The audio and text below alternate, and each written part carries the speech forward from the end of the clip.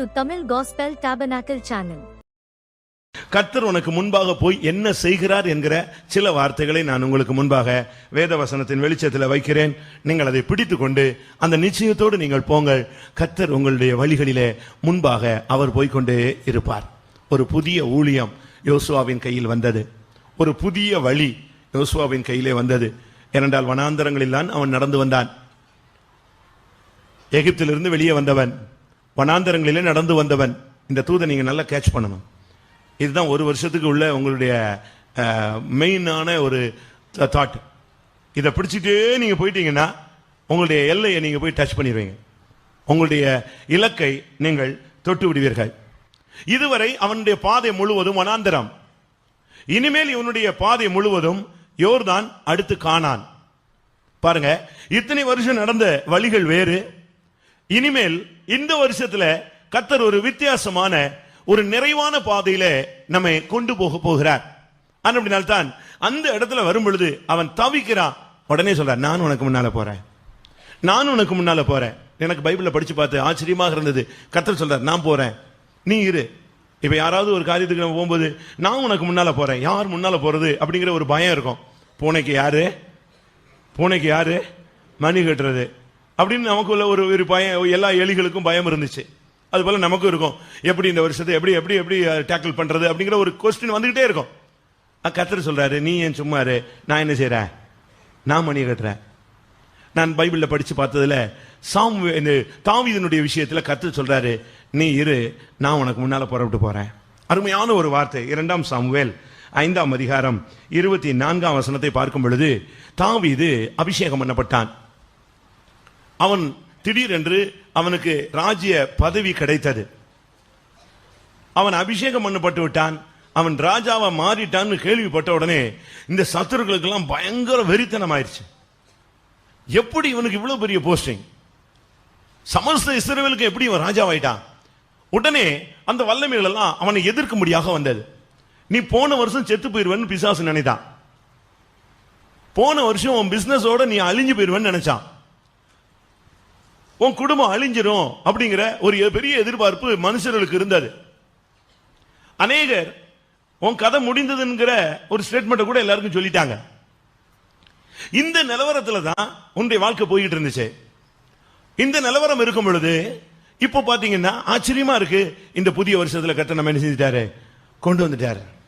அவன் விழும்படி தள்ளினான், கர்த்தர் என்ன செய்தார், நம்ம ஓடி வந்து தாங்கினார். அவன் செத்து போகணும்னு சொல்லி வியாதியில படுக்க வச்சான், கர்த்தர் நம்ம வந்து சுகமாக்கிட்டாரு. அவன் வறுமையில கொண்டு போனான், கர்த்தர் வந்து நம்ம ஆசீர்வதிச்சிட்டாரு. அவன் நம்ம துக்கத்துல தள்ளினா, கர்த்தர் வந்து நம்ம சந்தோஷப்படுத்தினார். தடுமாறி போனோம், கர்த்தர் வந்து நிலைநிறுத்தினார். ரொம்ப கஷ்டப்பட்டோம், அழுதோம், கண்ணீர் வந்தது. ஆனா கர்த்தர் வந்து அந்தந்த நேரங்களில் கண்ணீரை துடைத்தார். வார்த்தை இல்லாம, பேச்சு துணை இல்லாம ஒரு தனிமையில தவிச்ச நேரங்கள் உண்டு. கர்த்தர் அந்த நேரத்தில் வந்து நம்மோடு இடைப்பட்டார். ஒரு தூது வரும், ஒரு தீர்க்க தரிசனம் வரும், ஒரு பாடல் வரும், ஒரு வரி வரும், ஒரு தரிசனம் வரும், ஒரு வார்த்தை கிடைக்கும். இதை நமக்கு பிடிச்சிட்டே இந்த வருஷத்துல வந்துட்டோம். இந்த வருஷத்துல நீ வந்தது உனக்கு சந்தோஷமா இருக்கும். ஆனா இன்னொரு ஆளுக்கு பயங்கர துக்கம், பயங்கர வெறித்தனம் ஆயிட்டான். யார் அவன்? பிசாசு. இவன் முடிஞ்சு போன கதைன்னு நினைச்சோம், எழும்பிட்டான். ஈசா என்னும் அடிமரம் அது வெட்டப்பட்டு விட்டது, காய்ந்து போய் விட்டது, இனி இதுல ஒன்றுமே முளைக்காதுன்னு.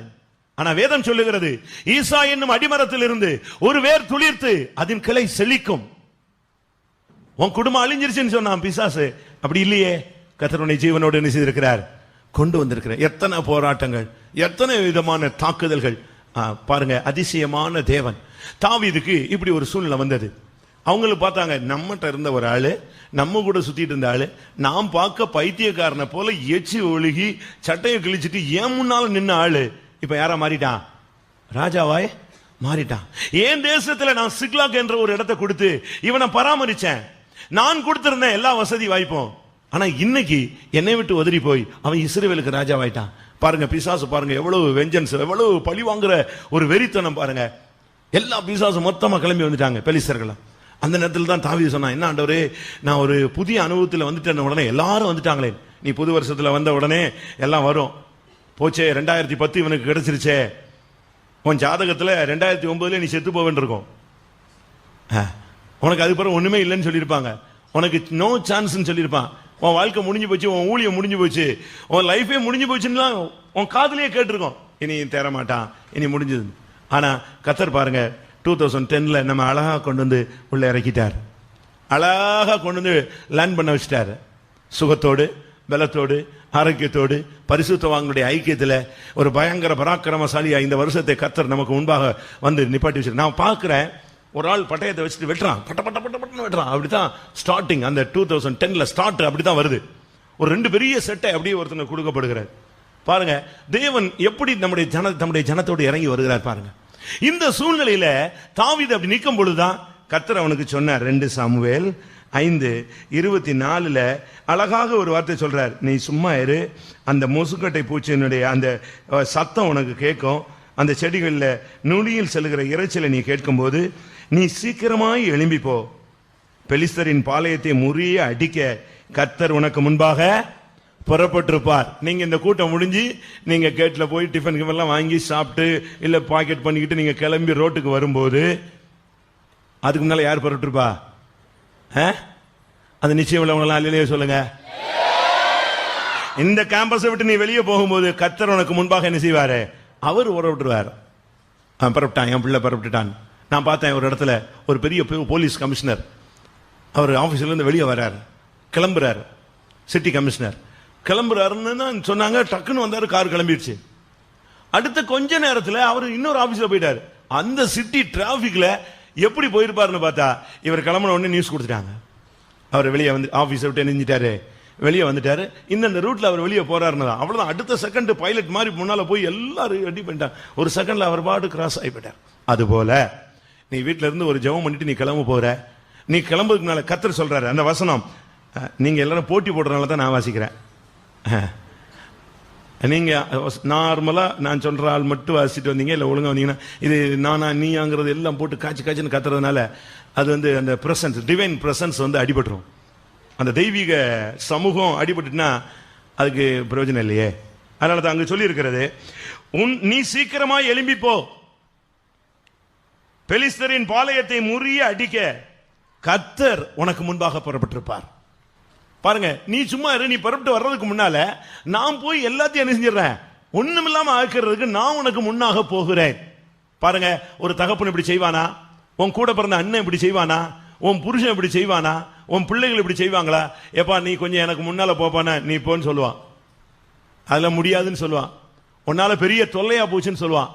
ஆனா வேதம் சொல்லுகிறது, நீ சீக்கிரமா எழும்பி போ, நீ போயிட்டே இரு, நான் பெலிஸ்தரின் பாளையத்தை முறியடிக்க நான் உனக்கு முன்பாக போய்கொண்டே இருப்பேன். உபாகமம் 31:3 இதே வார்த்தை சொல்லி இருக்கிறது. அவர் போனால் சத்துருக்கள் அழிக்கப்படுவார்கள், நீ போனால் சத்துருக்கள் உன்னை எதிர்ப்பார்கள். ரெண்டுக்குள்ள வித்தியாசத்தை நீங்க பாருங்க. அவர் போனால் அவர் சத்துருக்களை என்ன செய்வார்? அழிப்பார். நீ போனால் சத்துருக்கள் உன்னை என்ன செய்வார்கள்? எதிர்ப்பார்கள். அப்ப நீங்க யார் போகணும்னு யோசிக்கிறீங்க? உங்க வாழ்க்கையில யார் போகணும்னு யோசிக்கிறீங்க? எங்க இருக்கிறவங்களும் இந்த கேள்விக்கு நீங்க பதில் சொல்லணும்.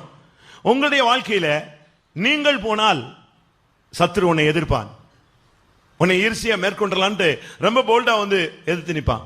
ஆனா அதே இடத்துல சத்துரு கர்த்தர் போனால் அந்த இடத்துல சத்துருக்களை என்ன செய்கிறார்?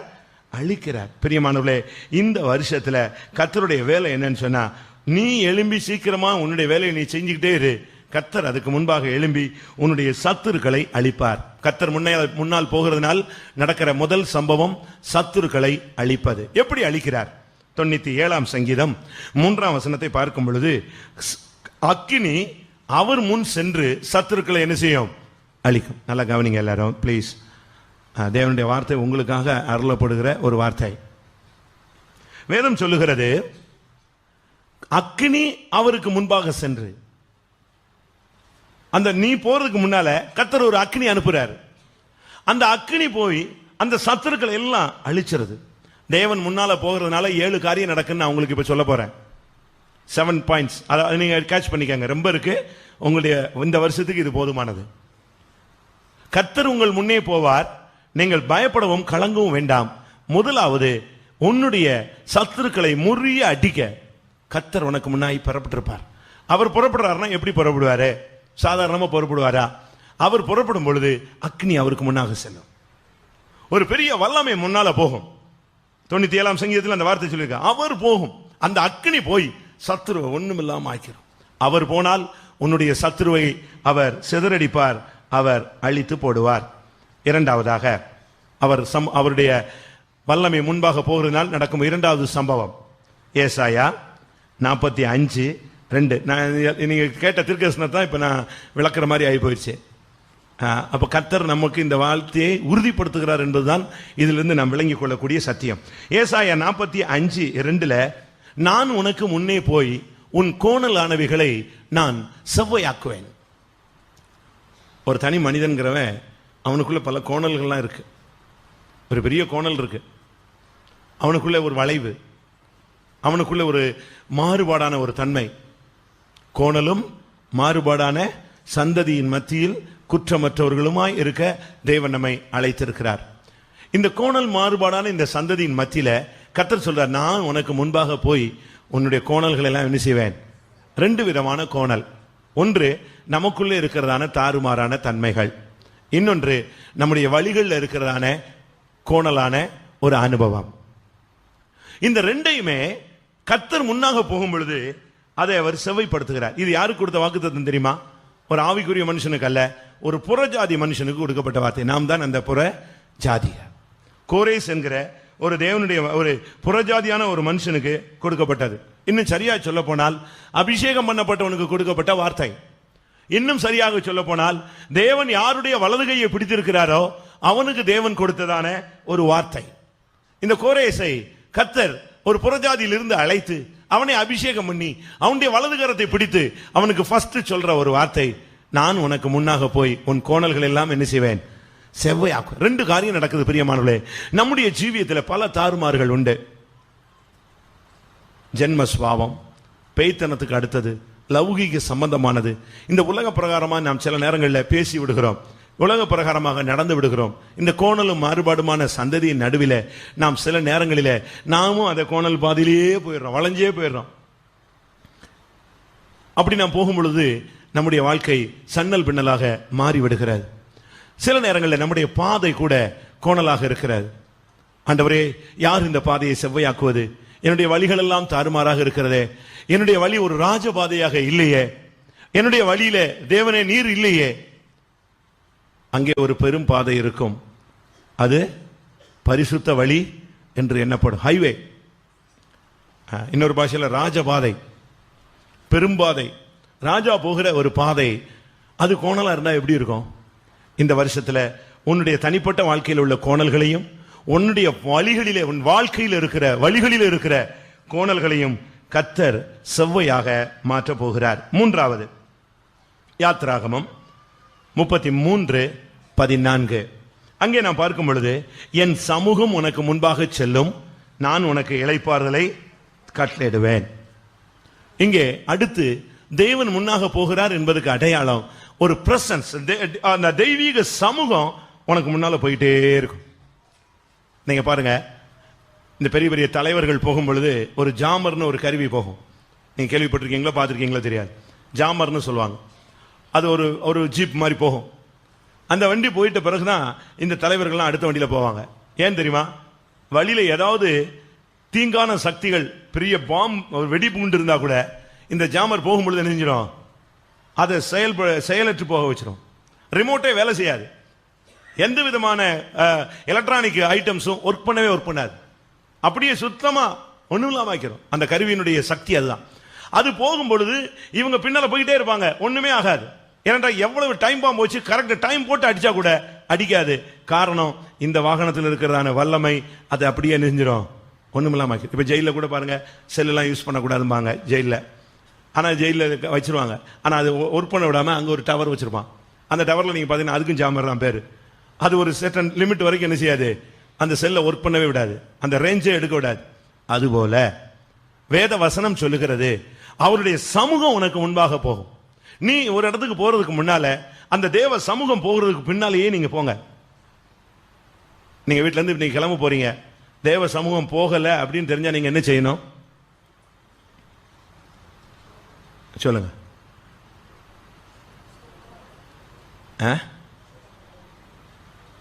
பதிலே இல்லை. பார்த்தீங்களா? நம்ம இதெல்லாம் பார்க்கறதே இல்லை. சோத்திரம் பண்ணிட்டு கர்த்தாவே கூட வாரோம், இயேசுவின் நாமத்தில் பிதாவே. அவ்வளவுதான். பெட்டி தூக்கிட்டு போயிட்டே இருப்பான், அது எங்க போனாலும் போயிட்டே இருக்குது. அப்படியா? இந்த வசனத்துக்கு அடுத்த வசனத்துல மோசே சொல்றாரு, உம்முடைய சமூகம் எனக்கு முன்பாக செல்லாது இருந்தால் இந்த இடத்தை விட்டையே என்னை எங்க செய்ய வேண்டாம். எனக்கு அப்படி ஒரு காணானே வேண்டாம் சுவாமி, எனக்கு அப்படி ஒரு பிரயாணமே தேவையில்லை, அப்படி ஒரு காணா, அப்படி ஒரு பாலும் தேனும் ஓடுகிற இடமே எனக்கு தேவையில்லை.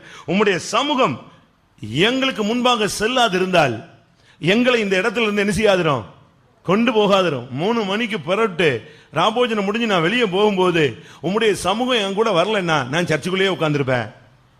அப்படி சொல்றவங்களாம் அல்லேலூயா சொல்லுங்க. கட்டாயம் போகும், கட்டாயம். கத்துற 3 மணிக்கு பிறகு நீங்க போகும்போது தேவ சமூகம் என்ன செய்யும்? அதுக்கு முந்தின நாள் சொல்லிட்டாரு, என் சமூகம் உனக்கு முன்பாக செல்லும். தேவ சமூகத்தோடு நீங்க போங்க. ஈவன் ஆபீஸுக்கு போனாலும் சரி, வீட்டுக்கு உங்க சொந்தக்காரங்க வீட்டுக்கு போனாலும் சரி, சர்ச்சுக்கு வந்தாலும் சரி, நீங்க அதை நான் சொல்றேன், நீங்க நல்லா புரிஞ்சுக்கோங்க. சர்ச்சுக்கு வரும்போது கூட அந்த தேவ சமூகத்தோடு வாங்க. அப்படி தேவ சமூகத்தோடு நீங்க சர்ச்சுக்கு வந்தீங்கன்னா இங்கே இயேசுவை பார்ப்பீர்கள்.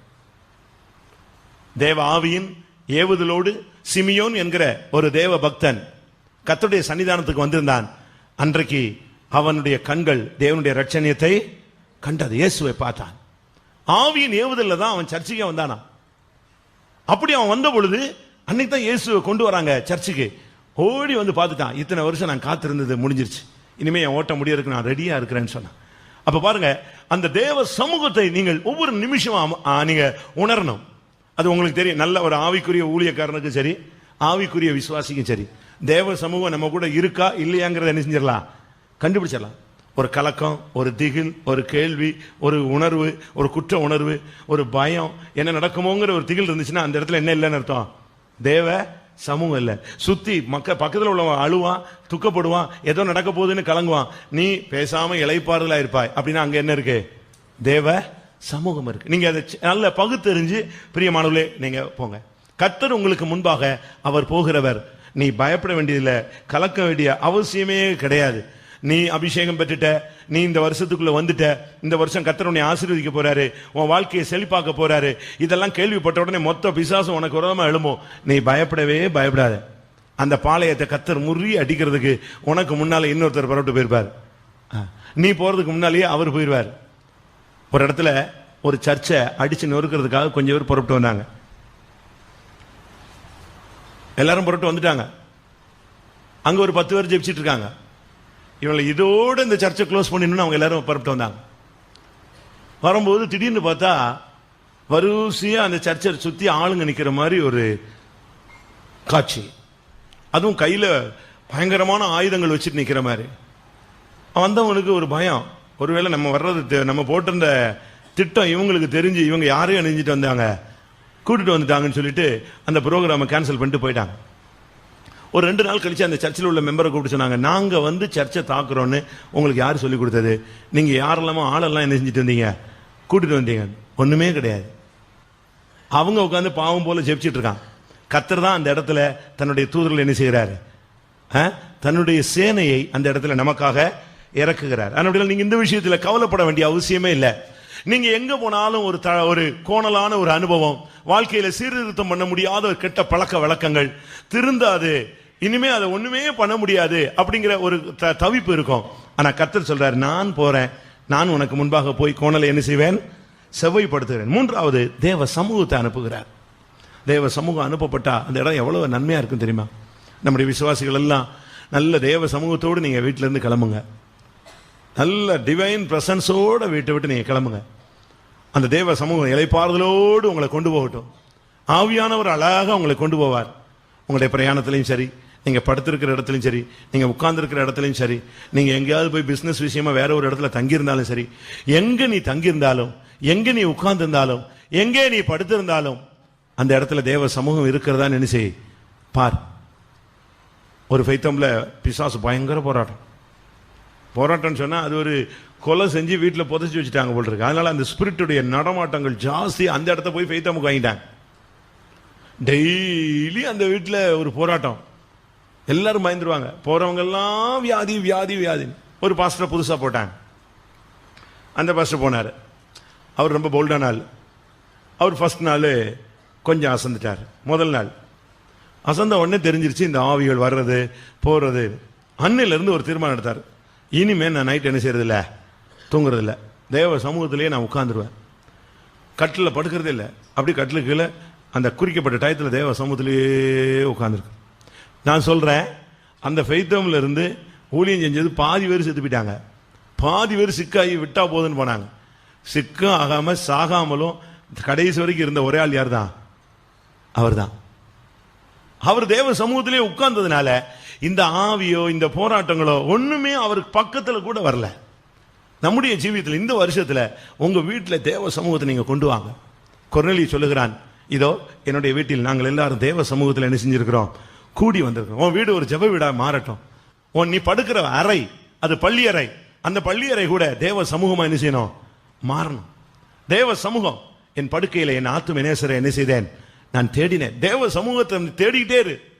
ஒரு செகண்ட் தேவ சமூகம் உன்னை விட்டு போகிறதுக்கு நீ இடம் கொடுக்க கூடாது. ஆண்டவர் சொல்றார், என் சமூகம் உனக்கு முன்பாக செல்லும். நான்காவதாக மீகா 2ஆம் அதிகாரம் 13. நான் இன்னைக்கு ரொம்ப பெரிய மெசேஜ் கொடுக்க போறதில்ல, பாயிண்ட்ஸ் கொடுத்துட்டு நான் முடிச்சிடுவேன். ஏன்னா எனக்கு டைம் இன்னும் வேகமா அடுத்த கர்த்தருடைய பந்தி மணிக்கணக்காக நடத்த வேண்டியிருக்கு. அதனால மீகா 2ஆம் அதிகாரம் 13ஆம் வசனத்துல அங்கே சொல்லி இருக்கிறது, தடைகளை நீக்குகிறவர் உங்களுக்கு முன்பாக போகிறார். தடைகளை நீக்கிறதுங்கிறது ஒரு பெரிய சாதனை. தடைகள் எல்லாவற்றையும் நீக்கிறது ஆண்டவருடைய பெரிய இரக்கம் தான். அங்கே சொல்லி இருக்கிறது, ராஜா போவார். ராஜா போனா அங்க எந்த தடையுமே இருக்காது. எவ்வளவு பெரிய காரியமானாலும் சரி, ராஜா போறாருன்னு சொன்னா அதுக்கு பிறகு அங்க என்ன கிடையாது, தடையே இல்லை. தெய்வம் உனக்கு முன்னால போகணும். தடை பிசினஸ்ல எவ்வளவு தடைகளை பாருங்க, லாஸ்ட் இயர்ஸ்லாம் பாருங்க, எவ்வளவு தடைகள் யோசிச்சு பாருங்க. உங்களுடைய வாழ்க்கையில ஆவிக்குரிய ஜீவியத்தில் எவ்வளவு தடைகள், பிசினஸ்ல எவ்வளவு போட்டிகள், எவ்வளவு பொறாமைகள், பிசாசு தந்திரத்தை பாருங்க. என்னென்ன செய்றீங்க, நீங்க என்னெல்லாம் பிளான் பண்றீங்களோ அதெல்லாம் ஈஸியா கவுத்துறான். நீங்க என்னெல்லாம் தீர்மானம் எடுக்கிறீங்களோ அதெல்லாம் உடைச்சிடறான். தடைகள், திரும்ப திரும்ப திரும்ப திரும்ப தடைகள். ஆனா இன்றைக்கு கர்த்தர் உனக்கு சொல்கிறார், தடைகளை நீக்குகிறவர் உங்களுக்கு முன்பாக என்ன செய்வார், முன்னணியில் அவர் போவார். அவர் போனுங்க. அதுதான் நான் இந்த வருஷம் ஃபீல் பண்றேன். நான் நேற்று நைட்டு இந்த டெத்தோட உட்காந்து அப்படியே இங்க எல்லாரும் பாட்டு பாடிட்டு இருந்தாங்க. எனக்கு புது வருஷம், ஆண்டவரே இந்த புது வருஷம், இந்த நேரத்தில் இப்படி ஒரு மரணம், இப்படி ஒரு போராட்டம், ஒரு சுத்திகரிப்பு நிறைவு வராத ஒரு கட்டம். நான் இப்போ அடுத்த செகண்ட் எப்படி போவேன், இந்த புது வருஷத்துல நான் எப்படி என்ன சொல்லணும், ஆயிரக்கணக்கான ஜனங்கள் வரும்பொழுது உங்களுடைய வார்த்தை என்னன்னு படுத்து தான் இருந்தேன். எனக்கு தூக்கம் வரல, தூக்கம் வராது. என் மைண்டை பொறுத்த வரையில் ஒன்று தலைக்குள்ள வந்துருச்சுன்னா அது கிளியர் ஆகிற வரைக்கும் என்ன செய்யாது, சுத்தமாக தூக்கமே வராது. அதே தான் ஓடிட்டே இருக்கும். நான் அப்படியே யோசிச்சுக்கிட்டே இருக்கேன், கத்தாவே பளிச்சுன்னு ஒரு வசனம், கர்த்தர் உனக்கு முன்பாக போகிறவர். அவ்வளோதான். அப்பமே எந்திரிச்சு பைபிளை தூக்கி வச்சுக்கிட்டேன். அடுத்த செகண்டே பைபிளை தூக்கி வச்சுட்டு முன்னே போகிறத பிடிக்க ஆரம்பிச்சிட்டேன். அப்போ தான் கர்த்தர் சொன்னார், நான் உனக்கு முன்னால் போவேன், நான் புறப்பட்டுருப்பேன், நீ சும்மா என் பின்னாலே என்ன செய்யணும், நீ ஒரு ஃபாலோயர் தான், நீ லீடர் அல்ல. நீ யாரு, நீ ஒரு ஃபாலோயர், நீ பின்னாலேயே வா, என் பின்னாலேயே வந்துட்டு நான் உனக்கு முன்னால நினைஞ்சிட்டே இருப்பேன், போயிட்டே இருப்பேன். அதுதான் தேவன். இந்த வருஷத்துல இந்த வசனம் எத்தனை பேருக்கு உங்களுக்கு பலிக்க போகுதுன்னு எனக்கு தெரியல. நீங்க எப்படி அதை கேட்ச் பண்றீங்களோ, விசுவாசிக்கிறீங்களோ, அது உங்களுக்கு என்ன செய்யும், அது அப்படியே பலிக்கும். தடைகளை நீக்குகிறவர் ராஜா. ஒரு பாஸ்டர் போனா அது என்ன பெரிய பாஸ்டர்ன்றான், அப்படிதானே? ஆனா முன்னால போறது யாரு, தடைகளை நீக்குகிறவர் உங்களுக்கு முன்பாக போவார். தடைகளை நீங்கி அவர்கள் உட்பிரவேசித்து கடந்து போவார்கள். அவர்கள் ராஜா அவர்களுக்கு முன்னணியிலே என்ன செய்வாரு, நடந்து. அந்த வசனம் நீங்க படிச்சு பாருங்க. அவர்களுடைய ராஜா அவர்களுக்கு முன்னணியில அவர் நடந்து போவாராம். அவர் பின்னால வர்றதுல முன்னால நடந்து போய்கிட்டு இருக்கிறார். இந்த வருஷத்துல கர்த்தர் தடைகளை மாற்றுவார். உன் பிசினஸ்ல உள்ள தடைகள், உன் பிள்ளைகளில் உள்ள தடைகள், ரட்சிக்கப்படாதபடி உன் குடும்பத்தில் ஒரு பெரிய தடை இருக்கு, ஒரு ஆவியின் போராட்டம் போல, பிசினஸ்ல ஒரு முன்னேற்றம் இல்லாம ஒரு தடை. இப்படிப்பட்ட தடைகளை ஊழியத்தில் கூட பாருங்க ஒரு பெரிய ஹிண்ட்ரன்ஸ் இருக்கும். அதாவது அடுத்த ஸ்டெப்பே போகாது, அப்படியே ஸ்டாக்னட், தேங்கி போய் கிடக்கும். என்ன ஜெபம் பண்ணாலும், என்ன உபவாசம் போட்டாலும், என்ன ஜெபிச்சாலும், என்ன பைபிள் படிச்சாலும், ஓடி ஆடி அங்கங்க அலைஞ்சி, அங்க ஒரு கூட்டம், இங்க ஒரு கூட்டம், இங்க ஏரியா பிரேயர், என்ன வச்சாலும் சில நேரத்தில் ஒண்ணுமே வாய்க்காது. இன்னைக்கு கர்த்தர் சொல்றாரு, நீ ஓடி ஆடி ஒன்னும் பண்ண வேண்டாம், நான் உனக்கு முன்பாக என்ன செய்கிறேன், போகிறேன். கர்த்தர் உங்கள் முன்னணியில் என்ன செய்கிறார், கடந்து போகிறார். யாத்திராகமம் 23ஆம் அதிகாரத்தில் 20ஆம் வசனத்தில் ஒரு வார்த்தை இருக்கிறது, நான் உனக்கு முன்பாக ஒரு தூதனை அனுப்புவேன், அவன் வழியிலே உன்னை காப்பான். ரெண்டு காரியம் நடக்குது. முன்னாக போய் ஒரு தூதனை கர்த்தர் உனக்கு முன்பாக அனுப்புகிறாரா இந்த வருஷத்துல. ஒன்று, வழியிலே அவன் உன்னை காப்பான். இரண்டாவது, நீ போக வேண்டிய ஸ்தலத்துக்கு உன்னை கொண்டு போய் சேர்ப்பான். எனக்கு ரொம்ப டச்சான வசனம் தான். இந்த வருஷம் நம்மை காப்பது. இரண்டாவது, இந்த வருஷம் நாம் போக வேண்டிய இடத்த போய் நம்ம என்ன செய்யணும்? அந்த ஸ்தலத்தில், பரிசுத்த ஸ்தலத்தில் போய் நம்மை சேர்க்கணும். அவர் உன்னை நடத்தி கொண்டு போவார். தேவனுடைய தூதன் இந்த வருஷத்துல நமக்கு முன்னாக போகிறார். ஒன்று சமூகம் போகிறது, ஒன்றுல டைரக்டாவே அவர் வர்றாரு. நான் உனக்கு முன்னே போகிறேன்னு சொல்றாரு. நான் போய் உனக்கு எல்லாம் கிளியர் பண்றேன்னு சொல்றாரு. நான் புறப்படுறேன்னு சொல்றாரு. இன்னொரு இடத்துல என் சமூகத்தை நான் உனக்கு அனுப்புறேன்னு சொல்றாரு. இன்னொரு இடத்துல என் தூதனை நான் உனக்கு முன்பாக அனுப்புகிறேன். இன்னைக்கு பிள்ளைகளுடைய காரியங்கள்ல எல்லாருக்குமே ஒரு பெரிய போராட்டம், ஃபியூச்சரை பத்தி. பிள்ளைகள் பிள்ளைகள் பிள்ளைகள் வாழ்க்கை. அப்படிப்பட்டவங்களுக்கு ஆதியாகமம் 24:7 பாருங்க, அவன் சொல்றான், நீ போ, என் தேவன் உனக்கு முன்னால ஒரு தூதனை அனுப்பி என்ன செய்வார்? என் பிள்ளையினுடைய காரியத்தை என்ன செய்வார்? வாய்க்க பண்ணுவார். ஒரு தூதன் இன்றைக்கும் உன்னுடைய குடும்பத்திற்காக அனுப்பப்பட்டால், சர்வ வல்லமையுள்ள தேவனுடைய தூதன் உனக்கு முன்பாக இன்றைக்கு அனுப்பப்பட்டால் உன் பிள்ளைகளுடைய காரியங்கள் வாய்க்கும். உன்னை வழியிலே எந்த வல்லமையும் உன்மேல கை போட முடியாது. பவுல் ஒரு இடத்துல ரொம்ப தடுமாறிட்டான். ஏதாவது ஆயிடுமோன்னு பயந்துட்டான். சுவிசேஷம் சொல்லவா வேண்டாவா? பிரசங்கம் பண்ணணுமா வேண்டாமா? பண்ணா ஏதாவது வந்துருமா? அப்படி ஒரு கலக்கத்தில் நிற்கும் போது கர்த்தர் சொன்னாரு, நீ தைரியமா பிரசங்கம் பண்ணு, நீ பயப்படாத, ஒருவனும் உன்மேல என்ன செய்யறதில்ல, இந்த இடத்துல உன் மேல கை போடவே முடியாது. எனக்கு இந்த பட்டணத்தில் அநேக ஜனங்கள் உண்டுன்னு சொன்னார். பிரியமானவர்களே, இந்த வருஷத்துல உன்னுடைய பாதையில உன்னை காப்பார். உன்னுடைய வழிகளில், உன்னுடைய பிரயாணங்களில, நீ போகிற எல்லா பாதைகளிலும், ஒருவேளை உன்னுடைய பாதைகள் மற்றவங்களுக்கு தெரியாது, ஆனால் நான் போகும் வழியை அவர் அறிவார். நம்ம போகிற வழியை அறியக்கூடிய ஒரு தேவன் இருக்கிறார். அவர் நம்முடைய வழிகளிலே நம்மை காத்து சரியான விதத்தில் அந்த பரிசுத்த ஸ்தலத்தில் நம்மை கொண்டு போய் சேர்க்கிறவர். யோசுவா 3:6 இல்லாவிட்டால் 11 இல்லாவிட்டால் 14 இவைகளை நாம் பார்க்கும் பொழுது யோர்தான் என்கிற ஒரு நதி அண்டை வந்து நிற்கிறாங்க. அப்ப கர்த்தர் சொன்னாரு, பெட்டி உங்களுக்கு முன்பாக போகுமானால், ஆசாரியர் உங்களுக்கு முன்பாக போவார்களானால், இந்த யோர்தான் 2ஆக பிரியும். நான் சொல்றேன், ஃபர்ஸ்ட் கர்த்தரை விடுங்க, இரண்டாவது தேவனுடைய ஊழியக்காரங்களை விடுங்க, மூன்றாவது கர்த்தருடைய தூதனை விடுங்க, நான்காவது நீங்க என்ன செய்யுங்க? போங்க. நீங்க உடனே முந்திரி கொட்டை மாதிரி தட்டன்னு நினைச்சு நெஞ்சிடாதீங்க, உடனே வெளியே நெஞ்சிடாதீங்க, போறீங்க. முதல்ல தேவன் போகட்டும். இந்த தலைவர்கள்லாம் பாருங்க, போறதுக்கு முன்னால பாருங்க, வரிசை எந்த காரில் இருக்கான்னு நம்ம என்ன செய்யணும்? தேடிட்டே இருக்கணும். இந்த காரில் இருக்கானா, அந்த காரில் இருக்கானா, இந்த காரில் இருக்கான், அதுக்குள்ளே போயிடுவார். அவங்க அந்த ஃப்ரண்ட்ல ஏதாவது ப்ராப்ளம் வந்தால் கூட அவங்க போகட்டும். ஃபர்ஸ்ட் கர்த்தர் போகட்டும், ரெண்டாவது ஊழியக்காரங்க போகட்டும், மூன்றாவது அடுத்த சேனை, கர்த்தருடைய சேனை போகட்டும், தூதர்கள் போகட்டும், நாலாவது நீ என்ன செய்ய? நீ பின்னாலேயே வா. நீ பேசாம பின்னால வந்துகிட்டே இருந்தா போதும். வேதம் அழகாக சொல்லுகிறது, பெட்டி போகட்டும், அதை தூக்கிக்கிட்டு இருக்கிற போற ஆசாரியர் போகட்டும். நீ ஓடி போய் தண்ணியில கால் வச்சுன்னா தண்ணிக்குள்ள போயிடுவ, யோர்தானுக்குள்ள போயிடுவ. நீ சும்மாரு, பெட்டி போகட்டும். பெட்டியை தூக்கிட்டு இருக்க ஆசாரியர் இருக்கிறான், எக்காலம் ஊதக்கூடிய ஆசாரியர்கள் இருக்கிறான், சத்துருவை எதிர்க்கக்கூடிய, பிரதிஷ்டை பண்ணப்பட்ட ஜீவனை கொடுக்கக்கூடிய, ஆத்துமாக்களுக்காக உத்தரவாதம் பண்ணக்கூடிய, இரவும் பகலும் தேவனுடைய சன்னிதானத்தில் நிற்கிறதான அந்த ஜனம், அவங்க போய் நிக்கட்டும். நீ அவர்களுக்கு பின்னால போ. நீ அப்படி போனால் இந்த வருஷத்துல கரை புரண்டு வருகிற ப்ராப்ளம் அப்படியே சால்வ் ஆயிடும். கர்த்தர் அதை அப்படியே அமுக்கிடுவார், அந்த ஆவியை அப்படியே அடங்க வச்சிருவார். கொந்தளிச்சுக்கிட்டு இருந்த கடல், இயேசு கிறிஸ்து எழும்பி சொன்னார், இறையாது. உடனே காற்றும் கடலும் இவருக்கு கீழ்ப்படுகிறதே, இவர் எப்படிப்பட்டவரோ கத்தனா. யோசிச்சு பாருங்க, எவ்வளவு கொந்தளிப்பா இருந்தாலும் சரி, அதை ஒரு செகண்ட்ல மாற்றக்கூடிய தெய்வம் இருக்கு. உடன்படிக்கை பெட்டியை தூக்கக்கூடிய ஆசாரிகள் இருக்கிறாங்க, ஜீவனை கொடுக்கக்கூடியவங்க, உலகத்தை வெறுத்தவர்கள், ஜீவனை வெறுத்தவர்கள் உண்டு. நீங்க அவங்கள விடுங்க. அவங்களுக்கு நாங்க அதனால தான் நான் சொல்றேன், ஒளியத்தில் சொல்லுவாங்க, நீ எங்க போனாலும் ஜெபிக்கிறாங்களோ இல்லையோ அங்க சொல்லிட்டு போயிரு. எங்க போறியோ அது சொல்லிட்டு போயிரு. அவங்க ஜெபிக்கிறாங்களோ இல்லையோ அது யார் பகுதி? அது அவங்க பகுதி. ஏதாவது இருந்தா நீ உடனே சொல்லு.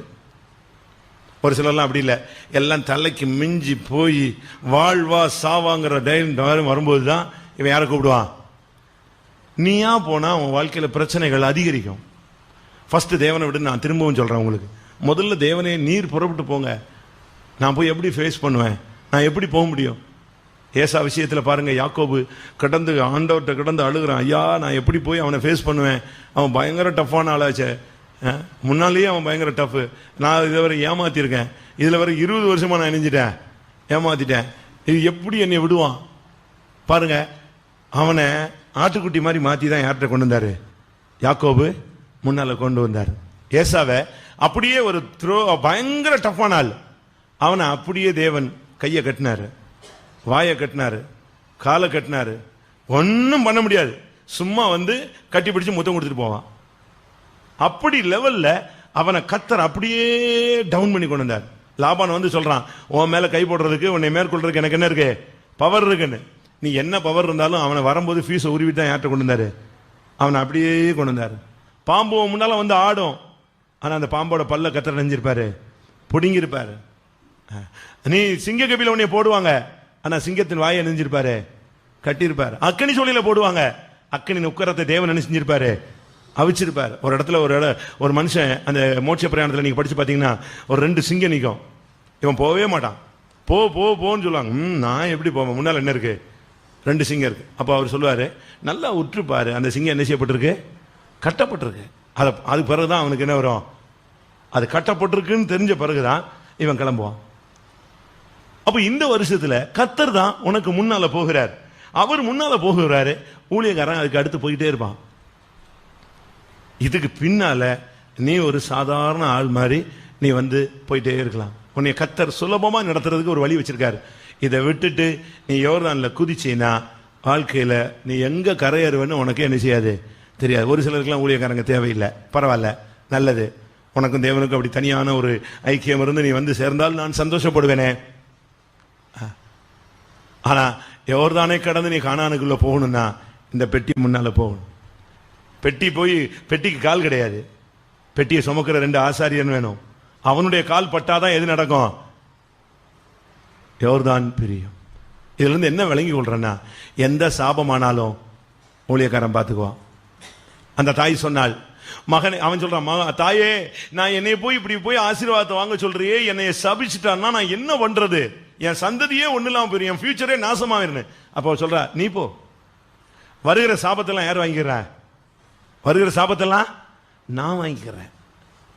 அதுதான் ஊழியக்காரனுடைய அனுபவம். இந்த சபையினுடைய சாபத்தை நாங்க ஏத்துக்குவோம். அவர் நம்முடைய சாபத்துக்கு அவர் என்ன செய்தார்? காரணர் ஆகி, நமக்காக அவர் சாபமாகி. அதனாலதான் சொல்றோம், பெட்டி இதெல்லாம் வாங்கிக்கும். நீ வந்து அமைதியா பின்னால வந்தினா இந்த வருஷத்துல உன்னுடைய இலக்கை நீ காணான என்ன செய்வா? நிச்சயமாய் தொடுவாய். நீ ஒன்னும் பண்ண வேண்டாம். கரை புரண்டு ஓடுற யோர்தான் போய்கிட்டே இருக்கும். 2000 அந்த பெட்டி இறங்கின உடனே அது பாடு போகுது. 2 அடி, 3 அடி, 8 அடி, 20 அடி, 150 அடி, 400 அடி, 500 அடி போயிட்டே இருந்துச்சு. 3000 அடி வரைக்கும் அந்த பெட்டி நிக்கிற இடத்துல இருந்து கேப் விழுந்துகிட்டே இருக்கு. ஒரு திறந்த வெளி மைதானம் போல வச்சிருந்தார். அப்படியே ஜனங்கள் அழகாக அதில் கடந்து போனாங்க. நீங்க எங்க பின்னால வாங்க, உங்களை கொண்டு போய் சேர்ப்போம். உங்க பணம் தேவையில்லை, உங்களுடைய ஒத்துழைப்பு மட்டும் இருந்தா போதும். வார்த்தைக்கு மட்டும் கீழ்ப்படிஞ்சு வாங்க. இந்த வருஷத்துல கர்த்தர் நம்மோடு கூட இருந்து நமக்கு முன்னால அவர் போயிட்டே இருப்பார். நான் தனியா போனா எங்க பின்னால வந்தீங்கன்னா நீங்களாம் அடிபட்டுருவீங்க. நாங்க போறது யாருக்கு பின்னால போறோம்? எங்களுக்கு முன்பாக எங்களுக்கு ரட்சிப்பின் அதிபதி ஒருத்தர் இருக்கிறார். அவர் போறாரு, நாங்க பின்னால போறோம். நீங்க எங்க பின்னாலே ஃபாலோவரா வந்துகிட்டே இருங்க. நேர போய் நம்ம எல்லாரும் போய் என்ன செஞ்சிடலாம்? மொத்தமா மகிமையில போய் சேர்ந்து விடலாம். யோர்தான் பிரிந்தது. இந்த வருஷத்துல ஒரு பெரிய ஊழியம் இருக்கும். அப்படித்தான் நான் எனக்கு எழுதும் போதே கர்த்தர் சொன்னார், இந்த வருஷத்துல ஒரு பெரிய ஊழியம் இருக்கும், ஒரு பெரிய போராட்டம் இருக்கும், பெரிய பிரச்சனைகள் இருக்கும், யோர்தான் வரும், செங்கடல் வரும். ஆனா கர்த்தர் உனக்காக யுத்தம் பண்ணுவார். நட்சத்திரங்கள் தங்கள் அயனங்களில் இருந்து உனக்காக என்ன செய்யும்? போராடும். நட்சத்திரங்கள் போராடும். நீ தனியா இல்ல, கர்த்தர் அந்த இடத்துல இருந்து யாராவது ஒரு ஊழியக்காரனை வச்சு, ஒரு விசுவாசியை வச்சு, ஒரு தீர்க்கதரிசியை வச்சு, ஒரு தேவனுடைய மனுஷனை வச்சு, ஒரு வெளிப்பாடு கிடைக்கிற ஒரு சகோதரனை சகோதரியை வச்சு உனக்காக என்ன செய்வாரு? அவங்க ஜெபிச்சுட்டே இருப்பாங்க. எனக்கு ஆச்சரியமா இருந்துச்சு. பாஸ்டர், உங்களுக்காக நான் ஃபாஸ்டிங் போட்டேன். எனக்கு அவங்க ரொம்ப பழக்கமே கிடையாது, என்னைய பத்தி அவங்களுக்கு அதிகமாகவும் தெரியாது. அவங்களுக்குள்ள ஒரு பாரத்தை என்ன செய்றாரு? கர்த்தர் வைக்கிறார். அவங்கள நம்மளுக்காக நைட்ல எழுப்புறார். அவங்கள நமக்காக வச்சு போராடி ஜெபிக்க வைக்கிறார். இதுபோல் தான் சபை ஐக்கியத்தில் நாம் கடந்து வருகிறோம். கடைசியாக மத்தேயு 28:7 அங்கே உயிர்த்தெழுந்த இயேசு சொல்றார், நான் உங்களுக்கு முன்னே கலிலேயாவுக்கு போகிறேன், நீங்கள் அங்கே வந்தால் என்னை காண்பீர்கள். கர்த்தர் நமக்கு முன்பாக எங்கே போயிருக்கிறார்? உயிர்த்தெழுந்த இயேசு ஃபர்ஸ்ட் கல்லறையிலிருந்து உயிர்த்தெழுந்த உடனே அவர் முதல் வெளியரங்கமா போன இடம் எது? கலிலேயா.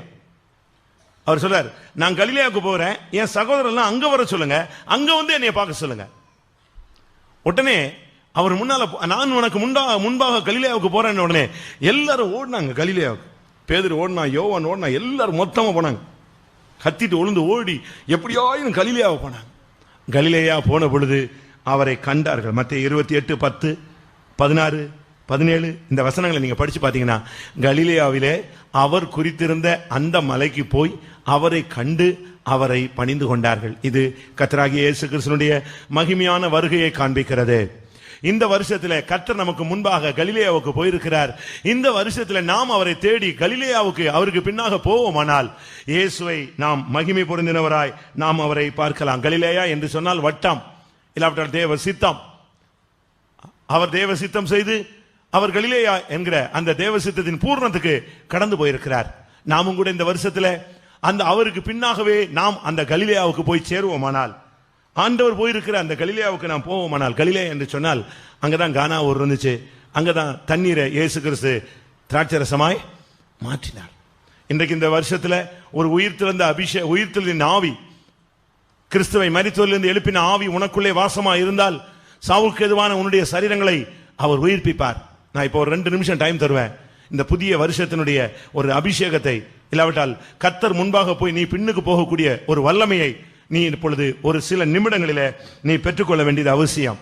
அந்த கானா ஊருக்கு இயேசு வந்திருக்கிறார் என்று கேள்விப்பட்ட உடனே ஒரு மனிதன் ஓடி வந்தான், ஐயா சுகமாக வேண்டும் என்று. அந்த இடத்துல இயேசு கிறிஸ்து சுகமாக்கினார். இது இயேசு கிறிஸ்து செய்த 2ஆம் அற்புதம். கடந்த காலங்களிலே கர்த்தர் தண்ணீரை திராட்சரசமாய் மாற்றினவர். இன்றைக்கு கர்த்தர் உன்னுடைய வாழ்க்கையை, தண்ணீரை போல இருக்கிற உன்னுடைய வாழ்க்கையை கர்த்தர் மதுரமாய் இந்த வருஷத்திலே மாற்ற முடியும். அவர் உனக்கு முன்பே அவர் கலிலேயா போயிருக்கிறார். நீ தேவ சித்தத்துக்காக நீ உன்னை ஒப்பு கொடுப்பாய், ஆனால் நீயும் அவரை காணலாம். எல்லாரும் கண்களை மூடுவோம். இந்த வருஷத்துல ஒருவேளை நம்முடைய இயேசு வருவாரானால், ஒரு மனுஷன் சொல்லுறான், என் மீட்பர் உயிரோடு இருக்கிறார். உங்களை எத்தனை பேர் அந்த வசனத்தை சொல்ல போறீங்க? எல்லாரும் கண்களை மூடுவோம். ஒரு 2 நிமிஷம் முழங்கால் போடலாமே. என் மீட்பர் உயிரோடு இருக்கிறார், நான் அவரை காண்பேன். அந்நிய கண்கள் அல்ல, என் கண்களே அவரை காணும். இந்த வருஷம் நமக்கு கூட்டி கொடுத்திருக்கிறார். ஒருவேளை இந்த வருஷத்தை முடிப்போமோ, இல்லாவிட்டால் அவர் வருவாரோ தெரியாது. 2 சம்பவிச்சாலும் சரி, கண்ணை மூடினா நம்முடைய மீட்பரை பார்க்க வேண்டும். எக்காலம் துணிக்கும் நாம் எல்லாரும் மறுரூபமாக்கப்பட வேண்டும். இல்ல அதுக்கு முன்னால உன்னுடைய ஓட்டமோ, அருமையான தேவனுடைய பிள்ளை, என்னுடைய ஓட்டமோ முடியுமானால் கலிலேயாவுக்கு நாம் போய் சேர வேண்டும். ஆமா, கர்த்தர் உனக்கு முன்பாக போகிறவர், அவர் உன்னோடு இருப்பார். இந்த வருஷத்துல நீ கலங்கவும் வேண்டாம், பயப்படவும் வேண்டாம். இத்தனை வருஷம் தாயின் கற்பத்திலிருந்து உன்னை தாங்கி ஏந்தி சுமந்து வந்த தேவன். எல்லாரும் கண்களை மூடுவோம். சரியா ஒரு 2 நிமிஷம் 3 நிமிஷம் ஒரு கர்த்தருடைய வல்லமை நம்முடைய மத்தியில் இறங்க வேண்டும். நீ கண்ணை மூடு, கர்த்தர் உனக்கு முன்னால போறதை நீ பார்க்கலாம். ஒரு அக்கினி உனக்கு முன்பாக போகும், ஒரு தூதன் உனக்கு முன்பாக போவான். ஆண்டவருடைய சமூகம் உனக்கு முன்பாக போகும். இயேசு உனக்கு முன்பாக போவார். பெட்டி, கர்த்தருடைய பெட்டி வல்லமை உனக்கு முன்பாய் போகும். அப்போஸ்தல ஊழியர்கள் உனக்கு முன்பாய் போவார்கள். உனக்கு முன்பாக பாளையத்தில் சத்துருக்களை முறிய அடிக்க கர்த்தர் உனக்கு முன்பாய் புறப்பட்டிருப்பார். ஹல்லேலூயா. ஹல்லேலூயா.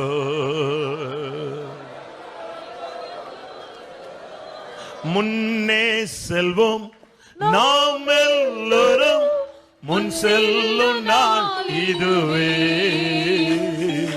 இன்னும் கொஞ்சம் செல்வோம், இயேசு பக்கம் நிற்போம். முன்னே செல்லுவோம் நாம், முன் செல்லுவோம் நம் இயேசு செல்கிறார். முன் செல்லுவோம் நம் இயேசு செல்கிறார். பூசக்கோட்டை தெரிந்தோம், தோனிப்பதாலே நாம் முன் செல்வோம். ஹல்லேலூயா, ஹல்லேலூயா. என்னுடைய ஆவியோட எல்லாரும் சேர்ந்தே வாங்க. கண்ணை திறக்கவே திறக்காதீங்க. 365 நாளையும் இப்பவுமே ஆவியில நீ கடந்துருவ. ஆமா, 365 டேஸ்ல அவருக்கு என்ன, ஒரு நாள் அவருக்கு 1000 வருஷம் போல. நீ ஏன் பிள்ளைகளை பத்தி கவலைப்படுற? ஒரு தூதனை அனுப்பினா முடிஞ்சு போயிருச்சே. ஆபிரகாமுடைய மகனுக்கு ஒரு எலியாசரை அனுப்பின தேவன் உன் மகளுக்கு, உன் மகனுக்காக ஒரு தூதனை அனுப்ப மாட்டாரா? வேலை இல்லைன்னு ஏன் கவலைப்படுற? கர்த்தர் ஒரு தூதனை அனுப்ப மாட்டாரா? பிசினஸ் இல்லைன்னு ஏன் கவலைப்படுற? ஒரு தூதனை அனுப்ப மாட்டாரா? ஆமென். சத்துருன்னு பயப்படாத. நீ போறதுக்கு முன்னால அந்த இடத்துல கர்த்தர் உனக்கு முன்பாக புறப்பட்டிருப்பார். நீ வீட்டில இருந்து கிளம்புறதுக்கு முன்பாகவே தேவனுடைய சேனை அது புறப்பட்டு அந்த இடத்துல போய் கலங்க அடிக்கும். ஹல்லேலூயா, ஹல்லேலூயா, ஹல்லேலூயா. ஆமென், ஆமென். என்னோட இந்த மெசேஜை கேட்ச் பண்ணிட்டு நீங்க ஓடி வரணும். இந்த ஓட்டத்தில் ஓடி வரும்போது ஒரு ரிலேல ஒரு கோல் கொடுப்பான், அதை பிடிச்சிட்டே நீ ஓடிக்கிட்டே இருக்கணும். ஜீவ வசனத்தை பிடித்துக் கொண்டு சுடர்களை போல பிரகாசிக்கிற நீங்கள் கோணலும் மாறுபாடுமான சந்ததியின் நடுவில் நீங்கள் குற்றவற்றவர்களாய் நீங்கள் நிற்க வேண்டும். ஹல்லேலூயா, ஆமென். ஹல்லேலூயா, ஹல்லேலூயா, ஹல்லேலூயா, ஆமென். உண்மையாகவே இந்த வருஷத்தில் மாத்திரம் அல்ல, இனிமேல் எனக்கு கொடுக்கிற ஒவ்வொரு நிமிடமும் நான் இயேசுவுக்கு பின்னால போயிட்டே இருப்பேன். அவர் முன்னே போய்கொண்டே இருப்பார். அவர் ஒரு ஸ்டெப் போனா நான் இன்னும் கொஞ்சம் முன்னால போவேன். அவர் இன்னும் ஒரு ஸ்டெப் போனா நான் இன்னும் கொஞ்சம் முன்னால போவேன். அவர் இன்னும் 10 ஸ்டெப் முன்னால போனா நான் இன்னும் 10 ஸ்டெப் அவருக்கு முன்னால போயிட்டே இருப்பேன். ஹல்லேலூயா, ஆமென். சோர்ந்து போகாதிருங்கள், கலங்காதிருங்கள். ஆமென். என் தேவன் உங்களை நடத்த வல்லவர். ஒரு நாள் அல்ல, 2 நாள் அல்ல, வலுவாதபடி மகிமையான சந்நிதியிலே உங்களை கொண்டு போய் நிறுத்த அவர் வல்லவர்.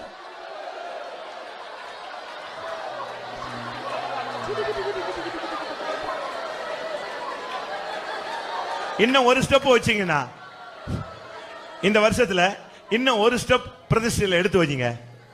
ஒரு ஸ்டெப் விசுவாசத்தில் எடுத்து வைங்க. ஒரு ஸ்டெப்புக்கு, அதாவது இயேசுனா ஒரு 5000 அடி முன்னால போவார், பின்னால வர்றல. ஒரு ஸ்டெப் தான் அவருடைய ஃபாலோவர், அவருடைய அடிச்சுவடுகள் தான். அவர் ஒரு ஸ்டெப் எடுத்து வச்ச உடனே அடுத்த ஸ்டெப் நீ அந்த இடத்துல நீ கால் வைக்கிற. இன்னும் ஒரு ஸ்டெப் எடுத்து வச்சேன்னா இப்ப இயேசுவோடு நீ நிற்பாய். ஹல்லேலூயா, ஹல்லேலூயா. இன்னும் கொஞ்சம் செல்வோம். ஹல்லேலூயா, ஹல்லேலூயா. ஆமென். கடந்த வருஷங்களை காட்டிலும் உங்களுடைய பிரதிஷ்டையில நீங்கள் ஒரு ஸ்டெப் எடுத்து வைங்க பிரியமானவர்களே. இன்னும் ஒரு ஸ்டெப் தான். உனக்கு பக்கத்துல தான் கர்த்தர் இருக்கிறார். எத்தனை பேர் அந்த பிரசன்ஸை உணர்றீங்க? இன்னும் அந்த சமூகம் என்னை விட்டு விலகல, அது அப்படியே என்னை கவர் பண்ணிருக்கு. அந்த தெய்வீக சமூகத்தில் நான் இளைப்பாரி கொண்டிருக்கிறேன். ஒரு சிலருக்கு கர்த்தர் இந்த கூட்டத்தில் ஒரு முத்திரை மோதிரத்தை கொடுத்திருக்கிறார். ஒரு சில, நான் மறுபடியும் சொல்லுகிறேன், ஒரு சிலருக்கு இந்த கூட்டத்திலே, இந்த வருஷத்தின் துவக்கத்திலே உங்களுடைய கரங்களிலே ஒரு முத்திரை மோதிரத்தை கர்த்தர் போட்டிருக்கிறார். நீ ஒரு காரியத்தை எழுதி அந்த மோதிரத்தை வைத்து முத்திரை போட்டால் அது அப்படியே ஆகும். இந்த வருஷத்துல நீ ஜெபிக்கிற ஜெபங்களுக்கு ஆம் என்றும் ஆமென் என்றும் பரலோகம் பதில் கொடுக்கும். ஹல்லேலூயா, ஹல்லேலூயா, ஹல்லேலூயா, ஆமென், ஹல்லேலூயா. பிரியமானவர்களே, எழுத்தின் பிரகாரமான மோதிரம் அல்ல. எல்லாரும் கண்களை மூடுங்க.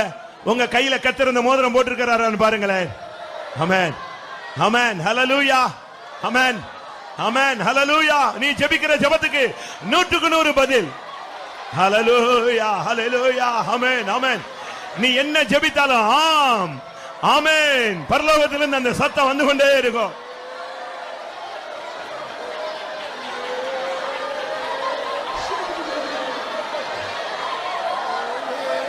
ஹalleluya. தேவ சமூகத்துக்காய் ஸ்தோத்திரம் பண்ணுவோம். நமக்கு முன்பாக செல்லுகிற சர்வ வல்லமுள்ள தேவனாக அவர் இந்த காலையிலே வெளிப்பட்டபடினாலே ஸ்தோத்திரம் பண்ணுவோம்.